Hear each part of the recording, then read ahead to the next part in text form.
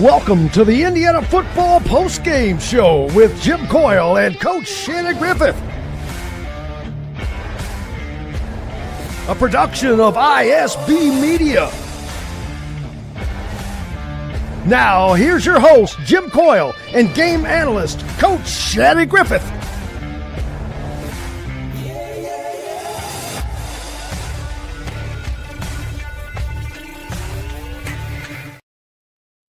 Hello, everybody. Welcome into the Indiana Football Postgame Show from here at Memorial Stadium down on Merchants Bank Field, along with Coach Giff in studio as Indiana completes an 11-0 undefeated home season as they win today 31-7 over the Wisconsin Badgers in a game that started out a little slow. But Indiana just did what they do, Coach. They just methodically rolled over a Wisconsin team who had a game plan coming in, and that was to slow this team down. And they did it right off the bat with that first drive that took about 7 minutes off the clock, Wisconsin. But they come up empty, 0 points. Indiana goes down and scores. And it was close there for a minute. They were able to score at the half, make it kind of a little dicey, make you thinking a little something. But and 5 sacks on the day, man. Wisconsin, the line getting after it, and 7 tackles for loss, I think. So a great day by the Wisconsin front. But Indiana gets through it. Fernando Mendoza, what looked like a pedestrian day, Coach, he ends up throwing for damn near 300 yards, 299. He was almost perfect, 92% completion. 4 touchdowns on the day. I mean, get out of here with these numbers. They're crazy. And that's on a day that it doesn't look like he's doing anything. Yeah, he makes it look easy. And if anybody ever wants to know why you are a good team, all you have to do is look who the trigger man is, because that is the huge difference between being a really great team and an average team. Evidence today, Wisconsin has a rookie freshman starting his first game. He's not ready for the big stage, going up against a veteran like Mendoza, and it's a no contest in that regard. However, like you stated, Wisconsin defense did give Indiana fits, something that I was concerned about early in the week. Indiana only ended up with 83 rushing yards, and like you said, 5 sacks on the day, 7 TFLs. That's back-to-back weeks that this Indiana offense in the run game category has struggled mightily, and it's something that they're going to have to address over the bye because they need the rest. There's no question about that. Because the guy talked about that very thing in the presser, and he said it's not just the players, hell, the coaches. He said we're tired. He said everybody needs rest. We've got guys that are dinged and beat up and just need to get healthy. And you can see it. It's just, man, it's coming at a good time. It probably didn't look like a great time a few weeks back, but now you're like, yeah, perfect timing because it's before the Purdue game. More importantly, before the Big Ten championship game. And something that was pointed out during the broadcast today, and it didn't dawn on me until they stated it. This is 6 straight weeks of Big Ten football, of which the majority have been on the road.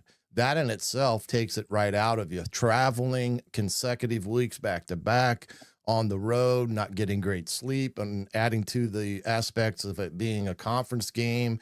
There's a lot of things in there that us as the casual observers don't get a chance to observe or see behind the scenes, and that's what Coach Cignetti was referencing. They're tired. They look like they were holding on for the better part of the first half and instead of being able to attack. But the defense does what this defense does. They started playing with some fire, get the turnovers, turn them into points, and that's how they got going in the second half. 23 yards they allowed Wisconsin in the second half, man. They end up with the total yards, and they less than 200 total, 168 total yards, 23 in the second half, like I said. Penalties, both of them, both teams combined for 2 penalties. I know. That was incredible to see. But third downs, man, Wisconsin could not get past it. 2 of 11 on the day. They were 2 of 2 on fourth down, so but they just not enough. Their game plan was, they ran the ball kind of fairly successfully early on. Indiana feeling things out, but they made the changes and it was over. As like I said, they just shut Wisconsin down in the second half. Of course, it didn't help when Atuka got hurt, the running back for Wisconsin, when he went down. Kind of a scary moment. You saw the card out there and the backboard and the team's kneeling. And I asked Coach Signetti about that after the game because he brought his entire team together. If you remember, it was everybody at one big huddle. And I asked him what he was talking about to his team in that huddle, because normally you don't see him getting the entire team together. They're with either the offense or the defense. They're all got their things going on. But he was specifically referencing things. These injuries hurt. He goes, I've had some serious injuries happen on the backside of games, and just got to be careful out there because you're so close. You're so close to reaching these goals, that things that you're working on, and of course, that's just an injury. I mean, those things are going to happen. And but he said they prayed, and they're hearing that he has extremity feeling in his extremities now. And it was kind of odd because it wasn't like he landed on his head or anything, but I don't know if he actually went down on the first tackle there, but I forget who actually got to him. Nduke, Daniel Nduke, and just planted him like a flower. I mean, just boom. And I was watching the play through my binoculars, and I saw he never moved from the time he hit the ground. He was laid out and just didn't move. And so hopefully he'll be okay and not dealing with anything serious there. Certainly thoughts and prayers to the team and his family and teammates and all that, because you don't want to see that. Yeah, and Tuca. Indiana gets through the game healthy. We do not see Elijah Surratt today, but I was not surprised, Coach. I did not expect to see him today with the bye week coming up. You're not going to risk that. You're bringing back against Purdue to knock off a little rust. Be ready to go for the Big Ten championship game is what I'm thinking, what I'm hoping that they'll see from him if he's able to come back, that is. It sounded as if that was the plan that the broadcasters were conveying in the broadcast today, especially with the play of Charlie Becker. It gave them that flexibility not to rush Surratt along, and Charlie Becker again fills in admirably. You mean the guy who goes back-to-back weeks with 100 yards receiving as a fill-in? And I mean, he's, a kid that, like we said a week ago, has busted his tail, all, being the backup, being the guy that's ready to go in the time that they need him. And they tapped him on the shoulder and he hasn't looked back. And EJ Williams had another nice day again today, 5 receptions, made some nice blocks on the perimeter. Omar Cooper had 3 catches, 1 touchdown, wasn't a major factor today, but they were going to take him away come hell or high water. And that was kind of their repertoire defensively. But you're correct. Luke Fickell has dealt with a ton of injuries this year, and that's the sad thing and the hard thing about college football. You're very close to being like that in a heartbeat because they happen, and they happen more in consecutive days and weeks with injuries, unfortunately. And that's what Wisconsin's had to battle through all year long.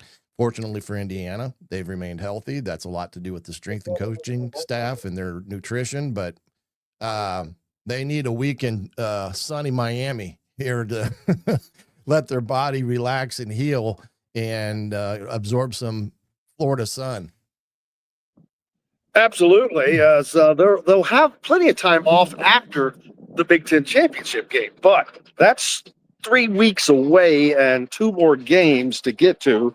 So getting healthy, like we said, getting through that, you've got to get past Purdue now, because Indiana now staring at a 12-0 undefeated regular season, first time in program history. First time today, they go 11-0, so they cross another milestone. Fernando Mendoza sets the program record for touchdown passes, and with 30, and he didn't even throw a touchdown pass in the first game and didn't play almost a whole game's worth of fourth quarters. Yeah, right. And the other thing I liked, I'll be right back. You can take me out for a second and you keep them going. The one thing that I talked about in the pregame this morning was to get a rushing game going. That never really overly materialized with, again, inconsistencies up front and not really knocking Wisconsin off the football. But the one thing that they did do successively today, and I think aided them in some ways, of having a screen game. The tight end screen, the tailback screen were beneficial to this offense today. And I think that in itself helped in some respects. And I got a question during the game.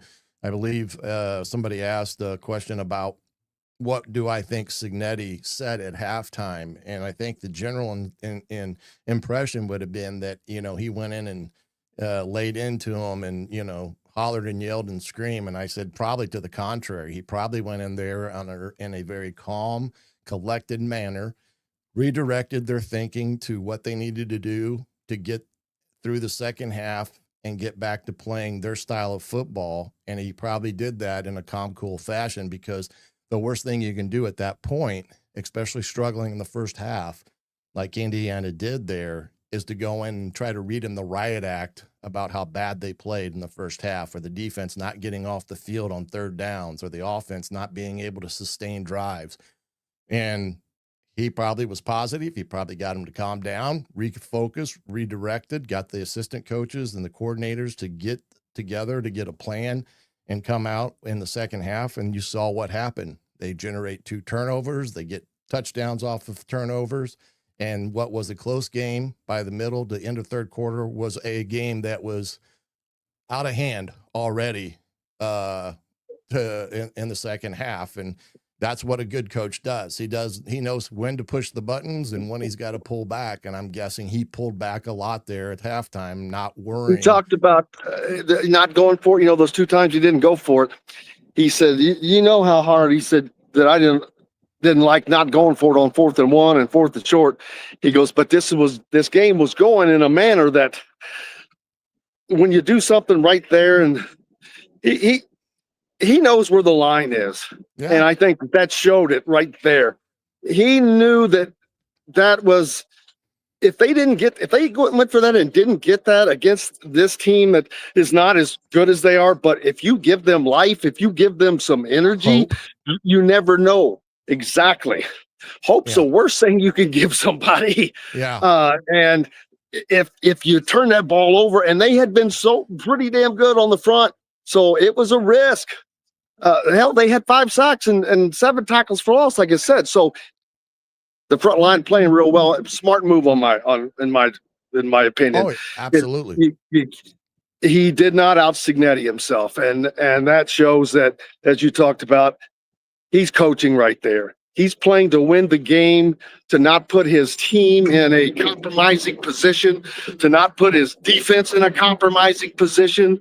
And that's how you lose games. Yes. And so he knows better than that. He's too good of a coach. Didn't. And we saw that he just let his team take care of business, and they did. They began forcing their own turnovers, forcing 2 in the second half with a fumble and a pick, and scoring. The offense picked up. It was just Indiana letting Indiana be Indiana. That was the complimentary football in the second half that we were accustomed to seeing, a very big part of the first half of the season that made them so dominant throughout the first half of the year, is that complimentary football you saw in the second half. And that all comes by not yelling, not screaming, not losing control, but being under control. You're hitting on all the things he talked about in the postgame, Coach. He talked about that very thing. He talked about normally sometimes a situation like this, I'd go into the locker room and I'd be yelling and screaming, but that's not what he did today. No. And there they had very little in the tank after last week's emotional game on the road at Penn State. And it's just a thing that happens. It's more mental than anything. And that's why. But a couple things why college football is college football. Northwestern leads most of the game. Michigan comes back, kicks a last-second field goal to beat Northwestern in Wrigley. And Texas A&M has the largest comeback in school history against South Carolina, down 30-3 at half to come back and win 31-30. And that is an amazing feat. That game's over now? That game is final. That was going to shake up the SEC. I mean, last week it was Indiana and Penn State that was going to shock the football world. Well, this week it was going to be South Carolina and Texas A&M. But it shows you these games are tough, man. Conference games are tough. That's why it's hard to go to 9 conference games. It's hard. Yeah. That's one more that you got to play. It's another road game. These conference games are tough. And like this Wisconsin team, they're not very good, but they're not bad everywhere. They don't have an offense. They're like a lot like Penn State. Penn State's better than they are in a lot of ways. Right. Better athletes, better in the trenches, better defense. But they're in the same situation. They don't have an offense right now. If they had an offense, Indiana's ass would have been in trouble last week. No doubt about that. Yeah, they don't have a quarterback. That's the main fixture in this all. They don't have a quarterback. And the thing about the South Carolina Texas A&M game, different from Indiana's game last week, Indiana was on the road. Texas A&M was at home, and that was 30-3 at halftime at home. Oh, it was? I thought it was in South Carolina. No, that was in my goodness. At A&M. So two different dynamics there, but if we had Paul Feinbaum, he'd be telling you that's because the SEC is so good, and South Carolina belongs in the college football playoffs. Man, what are you talking about? Probably. Come on, man. I'd say Penn State beats South Carolina if we played them head to head, but don't tell him that. But anyway, you are correct about everything that has transpired over the season, where we're at, a time to sit and reflect now that you got a bye week. It was a big recruiting weekend there at Bloomington Day with a trove of big-time recruits on campus. 100. I mean, at least 100. How many's on a roster now? 105? 105 so they basically had 2 rosters in here today. Yeah, and a lot of 4-stars and 5-star recruits that are committed elsewhere or decommitting from Penn State on campus. And if they can close some deals this weekend, man, oh man, that's going to make this recruiting class go way up in the overall rankings that we've seen thus far. And you had Steve Wiltfong yesterday.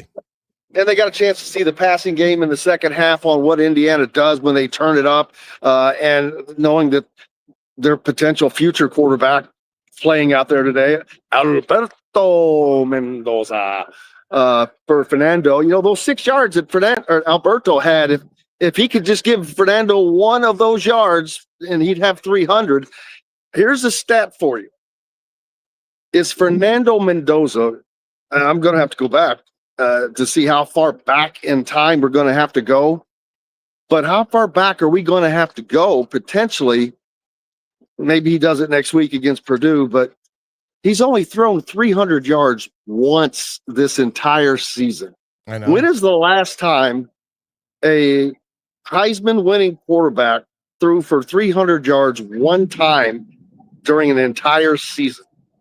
Yeah, it's crazy in that respect. And the fact is, like you said, Jim, though, a lot of that's due to the fact that he played very few minutes in the fourth quarter beyond the halfway point, and that has a big part to do with it. And they blew out the majority of those teams outside of the last couple, weeks. So there's a lot that goes into that, but you're correct.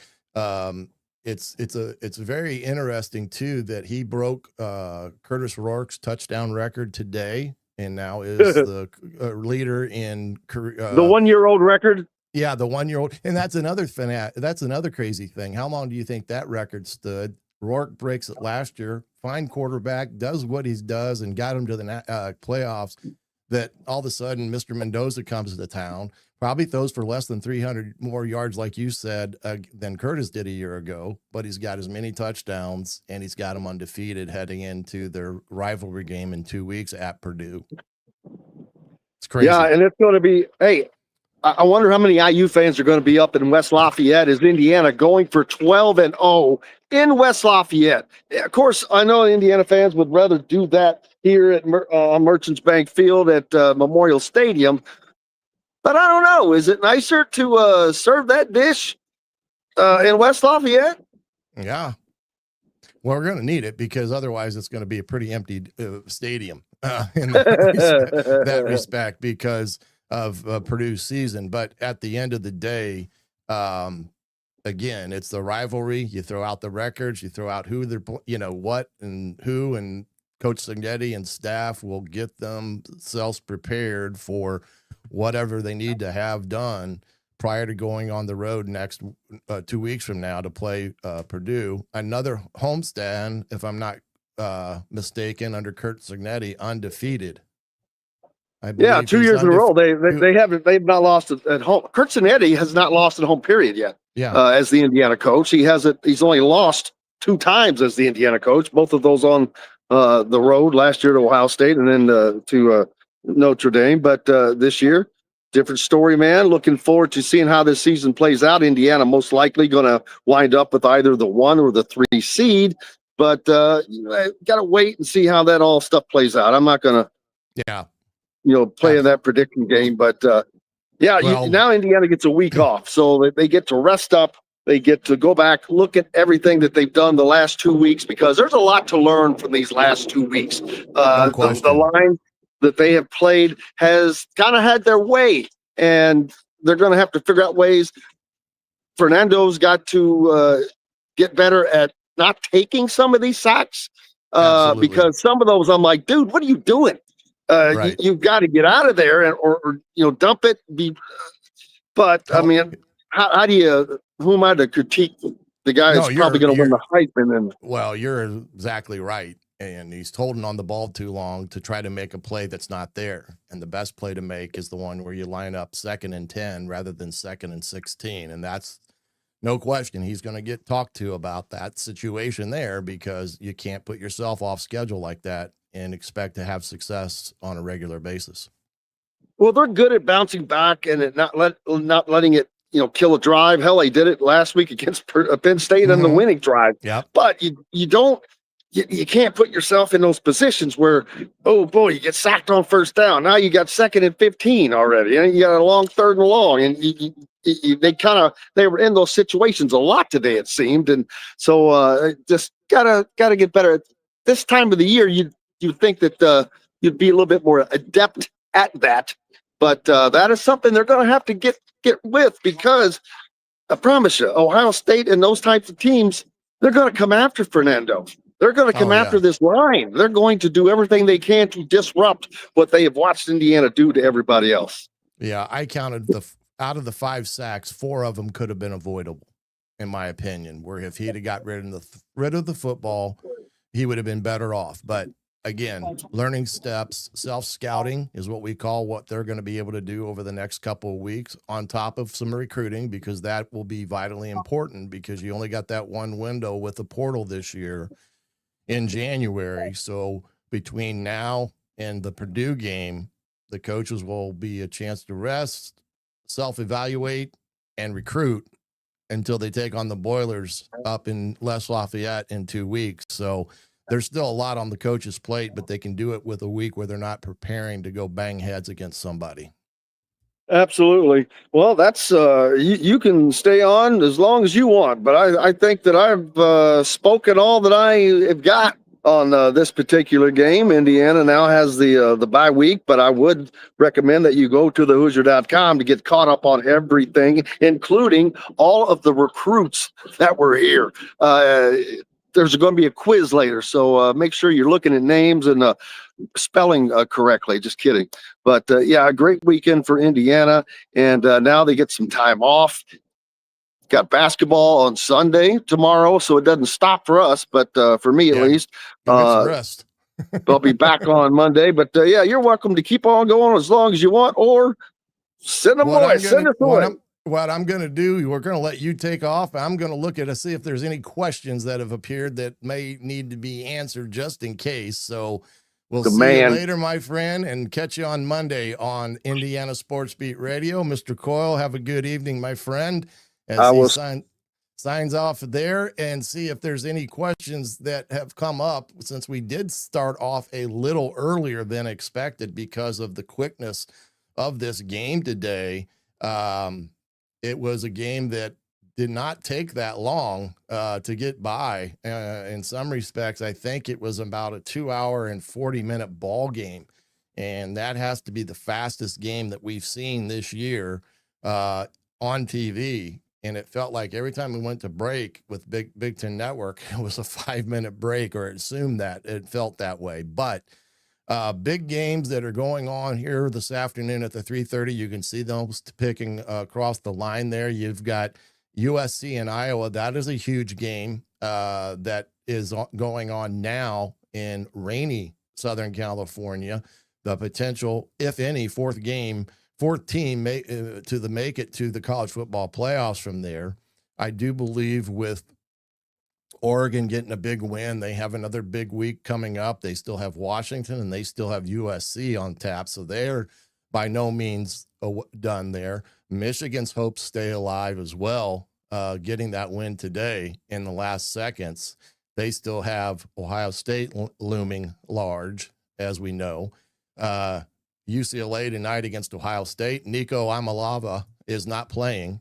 He has a concussion and is out. So that ball game may be ugly from the get-go.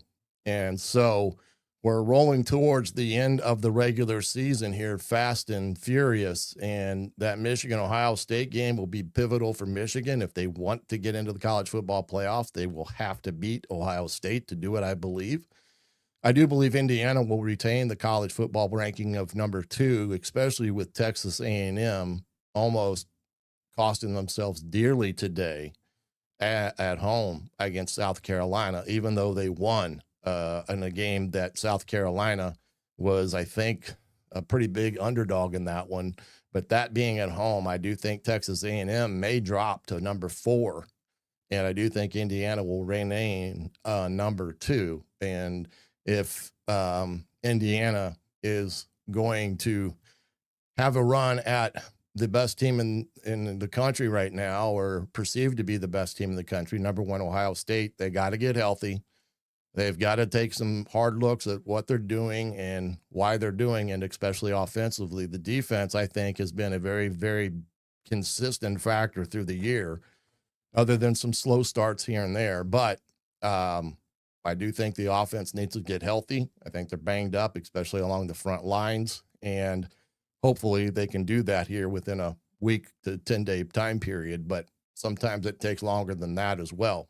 So again, remember, tune in to Indiana Sports Beat Radio on Monday. Jim Coyle will have everything for you in terms of what happened today. Of course, Don Fisher will be on to give his analyst to the game today there in Bloomington, Senior Day.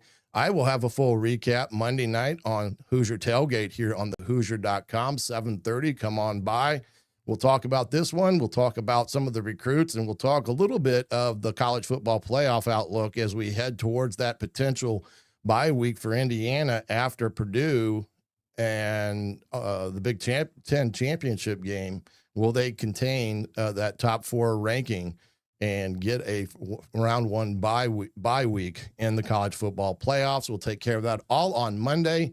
But for now, for Jim Coyle, I'm the coach, Shannon Griffith. We thank you for watching the Indiana Sports Beat post-game show here on the Hoosier.com. Have a great evening, everybody.